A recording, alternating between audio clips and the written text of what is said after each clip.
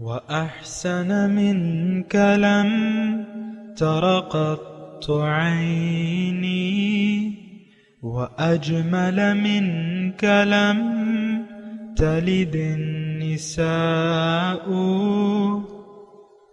خلقت مبرأ من كل عيب خلقت مبرأ من كل عيب كأنك قد خلقت كما تشاء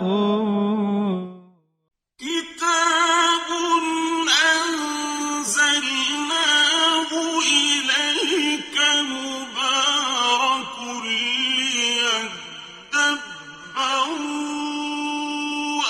آياته وليتذكر أولو الألباب۔ یہ کتاب برکت والی ہے جسے ہم نے آپ کی طرف نازل فرمایا ہے تاکہ دانش مند لوگ اس کی آیتوں میں غور و فکر کریں اور نصیحت حاصل کریں۔ اللہم صلی علی سیدنا محمد وعلی آل سیدنا محمد بعدد کل ذرۃ مئۃ الف الف مرۃ۔ سامعین و ناظرین کرام، السلام علیکم ورحمۃ اللہ وبرکاتہ۔ سامعین کرام، سورہ حامیم سجدہ آیت نمبر 36 آج کا موضوع، کیا ہم سب اللہ تعالیٰ کی پناہ میں ہیں؟ اس کے ساتھ سامعین کرام آج کے سبق کا آغاز کرتے ہیں۔ سب سے پہلے گزشتہ سبق کا اعادہ ہوگا۔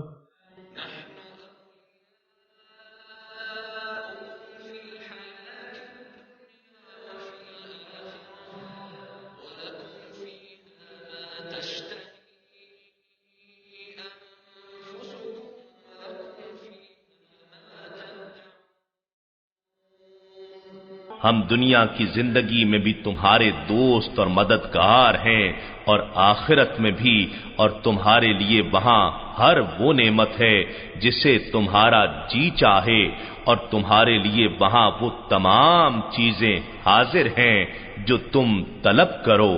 نزلا من غفور رحیم، یہ بڑے بخشنے والے، بہت رحم فرمانے والے رب کی طرف سے مہمانی ہے۔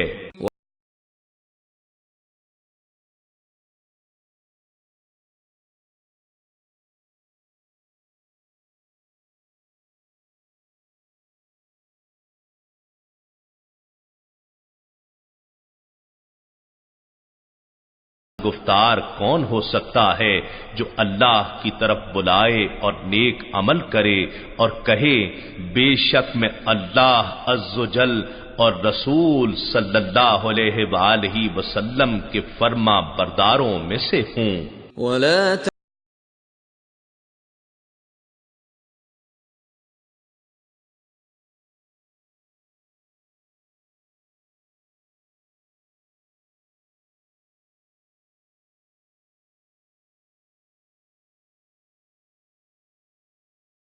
اور نیکی اور بدی برابر نہیں ہو سکتی، اور برائی کو بہتر طریقے سے دور کیا کرو، سو نتیجتاً وہ شخص کے تمہارے اور جس کے درمیان دشمنی تھی گویا وہ گرم جوش دوست ہو جائے گا۔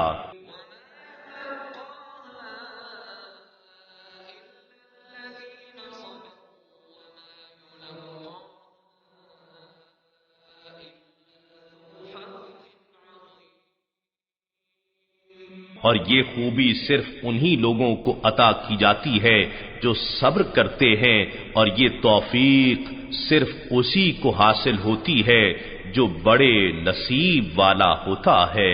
سامعین کرام، سورہ حامیم سجدہ آیت نمبر 36۔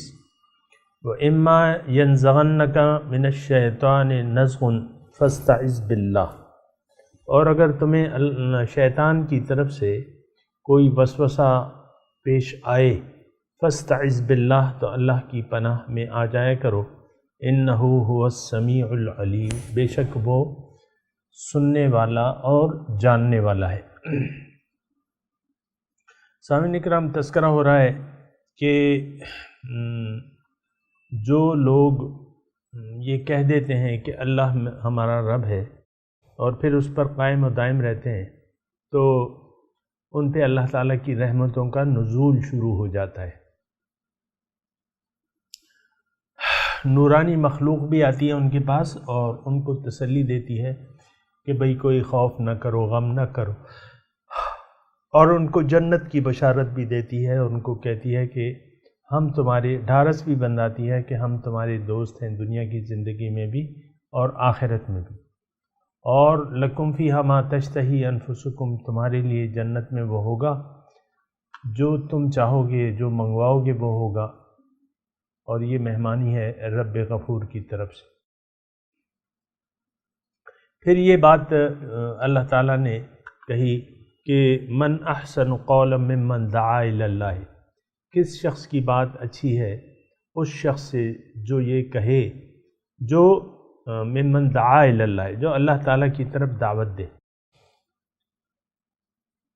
اور عمل صالح کرے اور کہے میں مسلمانوں میں سے ایک مسلمان ہوں۔ میں نے آپ کو کل بھی اس کی تھوڑی سی وضاحت کی تھی، اور کہ آپ بھی داعی الی اللہ بن سکتے ہیں، یہ کسی خاص شخص کا ڈیوٹی نہیں ہے، بلکہ یہ تمام امت مسلمہ کی ڈیوٹی ہے کہ لوگوں کو، کہ خود بھی اللہ کے راستے پر چلے اور لوگوں کو بھی بلائے۔ اور حضور صلی اللہ علیہ وسلم نے فرمایا کہ کلکم راعٍ وکلکم مسئول عن رعیتہ، او کما قال، کہ تم میں سے ہر شخص جو ہے وہ گڈریا ہے، یعنی اپنے ریوڑ کو ہانکنے والا یا اس کا خیال رکھنے والا، اور ہر ایک سے اس کے جو اس کے پاس ہے اس کے بارے میں، رعیت کے بارے میں پوچھا جائے گا۔ تو میں آپ کو یہ کہہ رہا ہوں کہ یہ بہترین موقع ہے کہ آپ ایک ذہن بنا لیں، خود بھی رب کی طرف رجوع کر لیں اور لوگوں کو بھی اللہ کی طرف بلائیں۔ میں نے آپ کو اس کی تفصیل یہ بتائی تھی کہ آپ گھر سے، اپنی ذات سے ابتدا کریں نمبر 1، اور پھر اپنے گھر والے اور جو بھی آپ کے قریب ترین ہیں ان سے شروع کریں، اور یہ درجات پھر بڑھتے رہتے ہیں جو آپ اس اللہ تعالیٰ کی دعوت کے سلسلے میں قدم بڑھائیں گے، اللہ تعالیٰ آپ کو آسانیاں مہیا کردہ رہے گا۔ تو بہرحال پھر اللہ تعالیٰ نے یہ فرمایا کہ برائی اور اچھائی اور برائی برابر نہیں ہو سکتی، آپ اچھے کام کریں، برائی کو دفع کریں نیکی کے ذریعے، اور یہ ایک پورے ہمت والوں کا کام ہے۔ اور آج کا جو سبق ہے وہ اما ینزغنک من الشیطان نزغ فاستعذ باللہ، کہ تمہیں اگر شیطان سے کوئی وسوسہ اندازی ہو تو اللہ تعالیٰ کی پناہ میں آ جایا کرو۔ یہ ایک بہت بہترین فارمولہ ہے سامنے کرام۔ دیکھیں، مومن کا ٹوٹلی اعتماد اللہ تعالیٰ کی ذات پہ ہوتا ہے، اور دیکھیں مومن کیا ہے، یہ اللہ کا ایک بندہ ہے، بندہ مومن، اور یہ اللہ کا بندہ ہے۔ اس سے بڑے الفاظ تو ہو نہیں سکتے سامنے کرام کہ مومن اللہ کا بندہ ہے۔ تو کیوں اس لیے نہیں ہو سکتے کہ رسول پاک صلی اللہ علیہ وسلم کو اللہ تعالیٰ نے جو اونچے درجے سے یا اونچے لقب سے یاد فرمایا ہے، وہ کیا ہے؟ سبحان الذی اسری بعبدہ، کہ پاک ہے وہ ذات جس نے سیر کرائی اپنے بندے کو۔ تو بہرحال یہ بندے کی بڑا اونچا مقام ہے سامنے کرام، اور بندہ مومن وہ ہوتا ہے جو اپنے مال و جان کو اللہ تعالیٰ پہ بیچ دے اور اس سے ایک سودا طے کر لے۔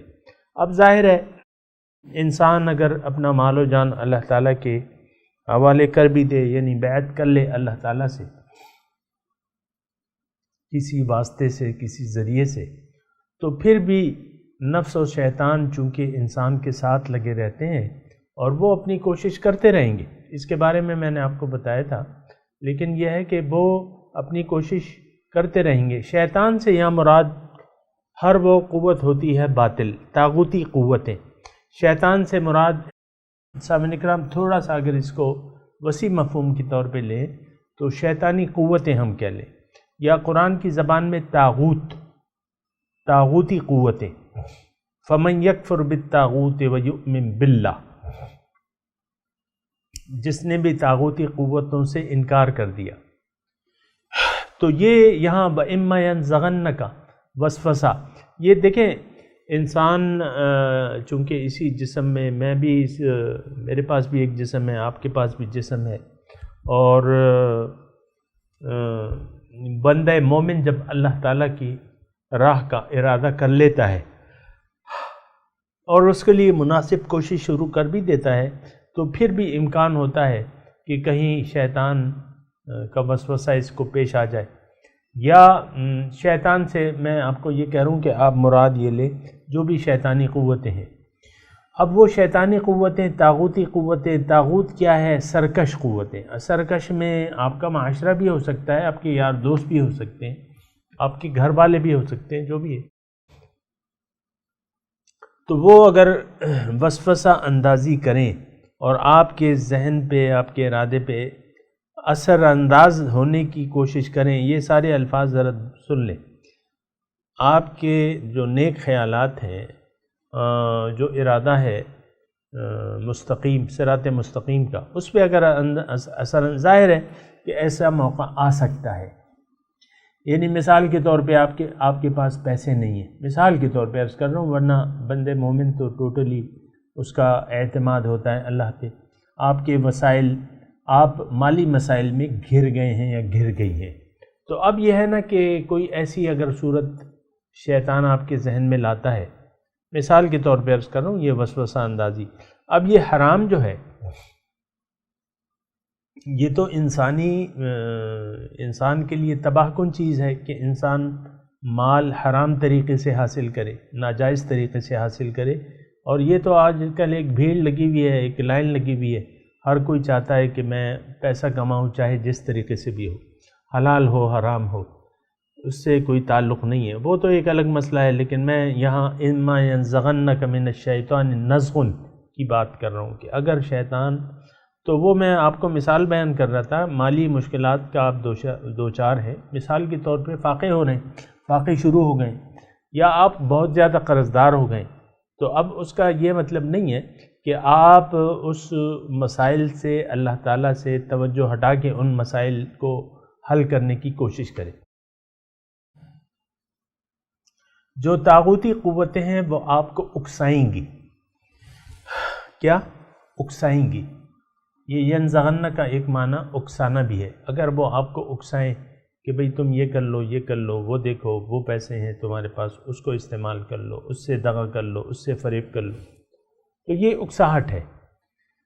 تو یہ شیطانی قوتیں، طاغوتی قوتیں، اللہ تعالیٰ فرما رہا ہے کہ اگر اے انسان تم تو میرے بندے ہو، تمہارا سفر تو میری طرف ہے، تم صراط مستقیم پر رواں دوا ہو. اب اس میں اگر کوئی طاغوتی قوتیں تمہیں اکسانے کی کوشش کرے تو اس کا علاج اللہ تعالیٰ بتا رہے.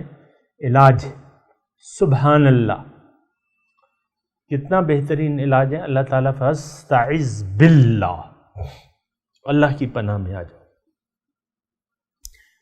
یہ تو ہم سامعین کرام پناہیں تو مانگتے رہتے ہیں اور اعوذ باللہ من الشیطان الرجیم، لیکن میں یہ محسوس کرتا ہوں کہ ہمارا اتنا بھروسہ نہیں ہے ذات باری تعالیٰ پہ جتنا ہونا چاہیے، اتنا وجود کا احساس نہیں ہے جتنا احساس ہم میں ہونا چاہیے، اتنا ہم محسوس نہیں کر رہے ذات باری تعالیٰ کو جتنا کہ ہونا چاہیے. یہ ہماری کمزوریاں ہیں اور یہ تو کوشش اور ارادے سے دفع ہو سکتی ہیں. تو اور وہ اللہ تعالیٰ نے ہمیں فرمایا کہ وَجَاهِدُوا فِي اللَّهِ حَقَّ جِهَادِهِ، اللہ کے بارے میں محنت کرو، اتنی محنت جتنا اس محنت کا حق ہے. تو وَإِمَّا يَنزَغَنَّكَ مِنَ الشَّيْطَانِ نَزْغٌ فَاسْتَعِذْ بِاللَّهِ،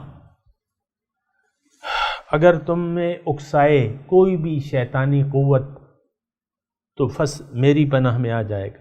اللہ کی بھی فاستعذ باللہ، اللہ کی پناہ طلب کر لیا کرو تو اللہ تعالیٰ پھر پناہ دے دیتے ہیں. سامنے کرام دیکھیں، ایک بات ذرا نوٹ کر لیں، یہ دنیا کی زندگی جتنی بھی ہے یہ عارضی ہے اور ختم ہونے والی ہے بہت جلد انشاءاللہ. تو جب ختم ہونے والی ہے تو یہاں آپ کا دیکھیں ایک نظریہ ہونا چاہیے زندگی گزارنے کا، یا اس میں ایک یعنی جو بنیادی ایک خیال ہے وہ آپ پہ چھایا رہنا چاہیے کہ یہ وقت گزر جائے گا، ہمہ بھی یہ وقت بھی گزر جائے گا۔ مشکلات جب بھی آتی ہیں تو آپ کے ذہن میں یہ ہونا چاہیے، اور وہ بالکل یعنی حقیقت کے خلاف نہیں ہوگا کہ یہ وقت مجھ پہ جو کڑا وقت ہے، مثال کے طور پہ کڑا وقت، اب کڑا وقت تو میں کہتا ہوں لیکن میں ایک ذہن میرا کہتا ہے کہ اس الفاظ کو واپس لے لو کڑے وقت کو۔ اس کی وجہ یہ ہے کہ ابتلا، آزمائش یہ مسلمان کا زیور ہے، مومن مسلمان کا زیور ہے، یہ ابتلا اور آزمائش اللہ تعالیٰ، یہ دونوں حالتیں جو ہے سامعین کرام یہ آزمائش کی ہیں۔ کبھی آپ کے پاس پیسے ہوں گے وہ بھی آزمائش ہے، پیسے نہیں ہوں گے وہ بھی آزمائش ہے، لیکن یہ انسان کے یعنی اللہ تعالیٰ کے راستے کا زیور ہے۔ آپ کو معلوم ہے سامعین کرام، اس پہ میں بات کر بھی چکا ہوں، یہ ساری جو کیفیات آتی ہیں امتحان کی تو یہ اچھی ہوتی ہیں، اور مومن جو ہے کبھی آزمائش میں گھبراتا نہیں ہے، اور وہ پرسکون رہتا ہے بلکہ خوش رہتا ہے۔ اور آپ کو میں بیان کر بھی چکا ہوں، اس کی مثال بیان کر دیتا ہوں۔ منافق، مدینے میں منافق بھی تھے اور مخلص مومنین بھی تھے، ظاہر ہے۔ اور منافق آپ کو پتہ ہے کہ غزوہ احد میں 300 منافق جو تھے عین میدان جنگ میں حضور صلی اللہ علیہ وسلم کا ساتھ چھوڑ کے چلے گئے، عین میدان جنگ، اور باقی 700 رہ گئے، لیکن 300 کی تعداد میں آپ کو بتا رہا ہوں، 300 لوگ ایسے تھے اس وقت۔ اور پھر بہرحال وہ غزوہ احزاب کا میں آپ کو واقعہ بیان کر رہا ہوں کہ غزوہ احزاب ایک ایسی جنگ تھی جو بہت بڑی آزمائش تھی مسلمانوں کے لیے۔ ہنالک ابتلی المؤمنون وزلزلوا زلزالا شدیدا، یہ اللہ تعالیٰ فرما رہا ہے کہ اس وقت مومنوں کو آزمایا گیا، ابتلی المؤمنون اور ان کو خوب ہلایا گیا۔ تو بہرحال وہ تقریباً 10,000 کا لشکر تھا سامعین کرام غزوہ احزاب میں، اور وہ جب آیا تو خیر وہ پہلے سے انہوں نے تیاری کر لی تھی، حضور صلی اللہ علیہ وسلم نے خندق کھود لی تھی، لیکن اب دو مسلمانوں میں 2 گروہ تھے، ایک منافقین کا تھا اور ایک مومنین کا تھا۔ اور یہ بات میں اس لیے کر رہا ہوں کہ یہ جملہ جو ہم پڑھ رہے ہیں، یہ آیت جو ہم پڑھ رہے ہیں، اس میں طاغوتی قوتوں کی اکساہٹ کا تذکرہ ہے کہ اگر طاغوتی قوتیں آپ کو اکسائیں تو اللہ کی پناہ میں آ جائے کرو۔ تو وہ جب لشکر آیا نا سامعین کرام، تو پھر کیا ہوا کہ اللہ تعالیٰ قرآن مجید میں اس کا تذکرہ فرماتے ہیں، وَلَمَّا رَأَى الْمُنَافِقُونَ الْأَحْزَابَ قَالُوا مَا وَعَدَنَا اللَّهُ وَرَسُولُهُ إِلَّا غُرُورًا۔ جب منافقین نے اس 10,000 کے لشکر کو دیکھا تو انہوں نے کہا، ان کی ہمت بیٹھ گئی، تو انہوں نے کہا کہ اللہ تعالیٰ اس کے رسول نے ہم سے جو وعدے کیے تھے وہ تو سب جھوٹے نکلے، اب یہ بس آ گئے۔ مثال کے طور پہ یہ اس قرآنی آیت میں نہیں ہے لیکن میں اپنے آپ سے بیان کروں، ان کی ہمت بیٹھ گئی، انہوں نے کہا اب بس ہم تو گئے، ختم ہو گئے، یہ 10,000 کا تو ہم مقابلہ کر ہی نہیں سکتے، اور ظاہر ہے اتنی آبادی ٹوٹل ہی نہیں تھی۔ تو تقریباً ملا جلا کے تقریباً میں جملہ کہہ رہا ہوں تقریباً 3,000 تھے ٹوٹلی مسلمانوں سے، اب 10,000 کا لشکر آ گیا تو ایک نسبت 3 ہو گیا یا 4 ہو گیا جو بھی تھا، تو انہوں نے ان کا دل بیٹھ گئے، ہمت ہار گئے، تو انہوں نے جو الفاظ کہے قرآن میں ان کے الفاظ نقل ہیں، ما وعدنا اللہ ورسولہ الا غرورا، کہ اللہ اس کے رسول نے تو ہم سے دھوکہ کیا، وعدے تمام دھوکہ تھے، دھوکہ نکلے وہ، اور وَكَذَبَ اللَّهُ وَرَسُولُهُ، اور انہوں نے یہ کہا کہ اللہ تعالیٰ اور اس کے رسول نے تو ہم سے جھوٹ بولا تھا معاذ اللہ، لیکن مومن تھے، جو مومن تھے انہوں نے، ان کے بارے میں اللہ تعالیٰ نے فرمایا وَلَمَّا رَأَى الْمُؤْمِنُونَ الْأَحْزَابَ قَالُوا هَذَا مَا وَعَدَنَا اللَّهُ وَرَسُولُهُ وَصَدَقَ اللَّهُ وَرَسُولُهُ، تو وہ پکار اٹھے، وہ خوش ہو گئے، ان لشکروں کو دیکھ کے مومن خوش ہو گئے۔ تو یہاں میں بس وہ ایک جملہ معترضہ یہ آپ کو کہہ رہا ہوں کہ جو جملہ میں نے واپس لینا تھا تو اس لیے میں نے واپس لیا کہ مومن مشکلات میں نہیں گھبراتا، تکالیف میں نہیں گھبراتا، اللہ پہ اعتماد توکل کا ہوتا ہے اس کا، تو وہ گھبراتا نہیں ہے، خوش ہو جاتا ہے۔ اور یہ میں نے آپ کو یہ بھی کہا کہ یہ ساری چیزیں جو ہیں مومن کے گلے کا ہار ہیں، یعنی اس کا زیور ہے۔ وَلَنَبْلُوَنَّكُمْ بِشَيْءٍ مِّنَ الْخَوْفِ وَالْجُوعِ وَنَقْصٍ مِّنَ الْأَمْوَالِ وَالْأَنفُسِ وَالثَّمَرَاتِ، ضرور میں تمہیں آزماؤں گا۔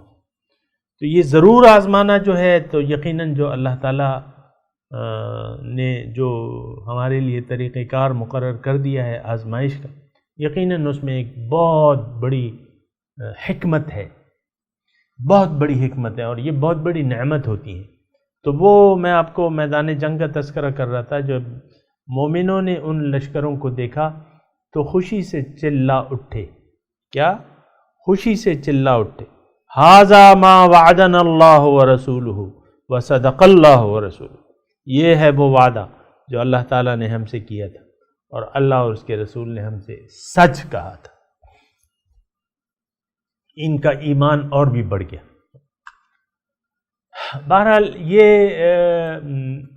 اپنی آیت کی طرف آتے ہیں، وَإِمَّا يَنزَغَنَّكَ مِنَ الشَّيْطَانِ نَزْغٌ فَاسْتَعِذْ بِاللَّهِ، اور اگر تمہیں شیطان کی طرف سے کوئی اکساہٹ آئے تو اللہ کی پناہ میں آ جائے گا، سبحان اللہ، اِنَّهُ هُوَ السَّمِيعُ الْعَلِيمُ، اللہ تو سن رہا ہے، جان رہا ہے، تمہاری حالت کو بھی جان رہا ہے، سنتا ہے، جانتا ہے، تو بس اللہ کی پناہ مانگ لیا کرو۔ یعنی اس کا مطلب کیا ہے؟ اب یہ تو ایک تو زبانی طور پہ ہے نا کہ اعوذ باللہ من الشیطان الرجیم، وہ اپنی جگہ حق ہے، یعنی زبان سے کہنا حق ہے، لیکن اصل میں آپ یہ محسوس کریں کہ میں اللہ کی پناہ میں ہوں، اور یہ تو اللہ تعالیٰ نے قرآن میں فرما دیا ہے، من کانا، یعنی حدیث کا مضمون ہے، من کانا للہ کان اللہ لہو، جو اللہ کا ہو گیا اللہ اس کا ہو جائے گا، من لہ المولا فلہ الکل، جس کا مولا ہو گیا اس کا سب کچھ ہے۔ پھر حدیث ہے، جس نے اپنے تمام غموں کو مٹا کے ایک غم بنا لیا، آخرت کا غم، کف اللہ لجمیع ہمومہ، اللہ تعالیٰ اس کے تمام غموں کے لیے کافی ہو جائے گا۔ اب یہ غم مختلف غم آتے ہیں نا، کسی کا خوف ہے، کسی کا خطرہ ہے، کوئی پریشانی ہے، مالی پریشانی ہے یا بیماری ہے، تو اس میں یہ ساری چیزیں جو ہے شامل ہیں، اللہ تعالیٰ بس کافی ہے۔ اللہ تعالیٰ نے قرآن میں خود فرمایا ہوا ہے، بہت واضح آیت ہے، الیس اللہ بکاف عبدہ، کیا اللہ اپنے بندے کے لیے کافی نہیں ہے؟ یہ ساری وہ چیزیں ہوتی ہیں، یعنی یہ آیت جو ہم پڑھ رہے وَإِمَّا يَنزَغَنَّكَ مِنَ الشَّيْطَانِ نَزْغٌ فَاسْتَعِذْ بِاللَّهِ، اس کا یہ مطلب نہیں ہے کوئی مطلب، یہ مطلب ہو سکتا ہے کہ کوئی مشکل آئے یا کوئی وسوسہ آئے تو اللہ کی پناہ میں۔ بات یہ ہے سامنے کرام کہ بندہ مومن جو ہے وہ تو ہو ہی چکا ہے اللہ تعالیٰ کا، اس کے مال و جان تو اس نے حوالے کر دیے، وہ اپنی مرضی کا مالک ہی نہیں ہے۔ اب یہ ایک اللہ تعالیٰ کی رحمت کی چھتری تلے ہے بندہ مومن جو ہے، اور وہ یہ محسوس کرتا ہے اللہ تعالیٰ کی رحمتوں کو، لیکن فاستعذ باللہ، تم یقین کر لو کہ میں تمہارے ساتھ ہوں، تم میری پناہ میں ہو، اے بندہ مومن تم میری پناہ میں ہو۔ یہ تھوڑا سا میں مختلف ترجمہ کر رہا ہوں، لیکن یہ ہے کہ دیکھ لیں آپ اسے، یعنی انسان کا ایک تو اپنا پورا بھروسہ ہونا چاہیے اللہ تعالیٰ پہ، اللہ ذات باری تعالیٰ پہ، وعلی اللہ فتوکلوا ان کنتم مؤمنین وعلی اللہ فلیتوکل المؤمنون، اللہ پہ بھروسہ کرو اگر تم مومن ہو، اور چاہیے کہ اللہ ہی پہ بھروسہ کرنے مومن جو ہے وعلی اللہ فلیتوکل المتوکلون، توکل کرنے والے، بھروسہ کرنے والے کو چاہیے اللہ پہ اعتماد کرنے، بھروسہ کرے۔ تو فاستعذ باللہ، یہ ایک قسم کی اللہ تعالیٰ کی رحمت کی چھتری ہے کہ جس کے نیچے بندہ مومن ہوتا ہے۔ بالکل سامعین کرام یہی مضمون ہے، اور قرآن کو کھول کے دیکھ لیں، اس کی آیات کو دیکھ لیں کہ ایک تو یہ ہے کہ ہر وقت اللہ تعالیٰ کی رحمتیں اس کے ساتھ ہوتی ہیں۔ یہ مضمون پھر تھوڑی سی باریکات میں چلا جاتا ہے، لیکن یہ ہے کہ میں آپ کو موٹی موٹی باتیں بتا رہا ہوں۔ یعنی آپ کا اپنے رب پہ پورا اعتماد اور بھروسہ ہونا چاہیے، اور مومن کا ہوتا ہے، تو آپ اپنے رب پہ اعتماد اور توکل اور بھروسہ کریں، کیونکہ اس کے بغیر تو کوئی ہستی نہیں ہے امداد دینے والی، طاقت دینے والی، مدد کرنے والی۔ کارساز اس کے سوا کوئی نہیں ہے، مددگار اس کے سوا کوئی نہیں ہے، مولا اس کے سوا کوئی بھی نہیں ہے، مددگار اس کے سوا کوئی بھی نہیں ہے۔ فاستعذ باللہ، آپ سمجھ رہے ہیں نا اس مضمون کو؟ فاستعذ باللہ، اللہ تعالیٰ کی پناہ میں آ جایا کرو، یعنی مانگ لیا کرو اس سے، اس کی مدد مانگ لیا کرو۔ اور میں تو آپ کو بندے مومن کی بات کر رہا ہوں، وہ آلریڈی اللہ تعالیٰ کی پناہ میں ہوتا ہے، اور اس بندے مومن کا اللہ پہ مکمل بھروسہ اور اعتماد ہوتا ہے۔ کبھی ابھی ہم پڑھ چکے ہیں الا ان اولیاء اللہ لا خوف علیہم ولا هم يحزنون، اللہ تخافوا ولا تحزنوا، بھائی کوئی خوف نہیں کرنا، کوئی غم نہیں کرنا۔ جو میں نے آپ کو اس کا ترجمہ یہ بتایا تھا خوف کا، کہ آپ کے سامنے جو چیلنجز ہیں، جو خوف ہیں، خطرات ہیں راہ حق کے سلسلے میں، کوئی خوف نہیں کرنا، اللہ تمہارے ساتھ ہے، اللہ تمہارے ساتھ ہے، اللہ تمہارا مددگار ہے، اللہ تمہارا ساتھی ہے۔ نعم المولا نعم النصیر، بہت اچھا مولا ہے، بہت اچھا مددگار ہے۔ تو یہ بات ہے سامعین کرام، یہاں اللہ تعالیٰ بندے مومن کو توجہ دلا رہا ہے، جو نیکوکار ہے، جس نے کہہ دیا ہے کہ رب میرا اللہ ہے اور اس پر وہ ثابت قدم ہے۔ اس کے راہ میں کچھ رکاوٹیں عارضی طور پہ آ سکتی ہیں، کوئی چیلنجز آ سکتے ہیں، کوئی طاغوتی قوتوں کی طرف سے اکساہٹ کی کوشش ہو سکتی ہے۔ تو آپ اپنے آپ کو اللہ تعالیٰ کی رحمت کے سائے تلے آپ ہیں اور محسوس کریں، تو اللہ تعالیٰ آپ کی مدد کرے گا۔ اور یہ مضمون طویل ہے، لیکن یہ ہے کہ من یتق اللہ یجعل لہ مخرجا ویرزقہ من حیث لا یحتسب، جس نے بھی تقوی کی روش اختیار کر لی، اللہ تعالیٰ فرما رہا ہے کہ رزق یجعل لہ مخرجا، اللہ تعالیٰ مشکلات سے نجات، مخرج کا کوئی راستہ بتا دے گا۔ وَيَرْزُقْهُ مِنْ حَيْثُ لَا يَحْتَسِبُ، اور انہیں رزق دے گا جہاں سے اس کا گمان بھی نہ ہو۔ وَيَرْزُقْهُ مِنْ حَيْثُ لَا يَحْتَسِبُ، تو یہ اس طرح قرآن مطلب یہ ہے کہ بہت اچھی طرح وضاحت ہے قرآن میں، اور یہ مان لینا چاہیے کہ ہاں وہی ہے۔ بہرحال میں تلاوت کرتا ہوں، میرے ساتھ دہرائیے۔ اعوذ باللہ من الشیطان الرجیم، بسم اللہ الرحمن الرحیم۔ وَإِمَّا يَنزَغَنَّكَ مِنَ الشَّيْطَانِ نَزْغٌ فَاسْتَعِذْ بِاللَّهِ إِنَّهُ هُوَ السَّمِيعُ الْعَلِيمُ۔ ترجمہ سنا دیں، اما ینزغنک من الشیطان نزغ، اور اگر آپ کو کوئی پہنچے وسوسہ، اکساہٹ شیطان کی طرف سے، فاستعذ باللہ، اللہ کی پناہ مانگ لیا کریں، اللہ کی پناہ میں آ جایا کرو۔ انہ هو السمیع العلیم، بے شک وہ سننے اور جاننے والا ہے۔ اب ان آیات کی تلاوت اور ترجمہ۔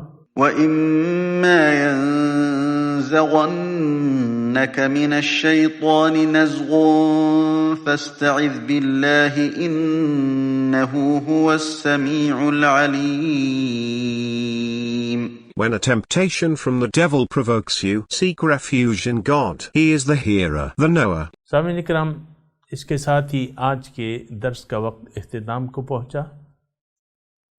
اگلے درس میں انشاءاللہ ملاقات ہوگی۔ وآخر دعوانا ان الحمد للہ رب العالمین، والسلام علیکم ورحمۃ اللہ وبرکاتہ۔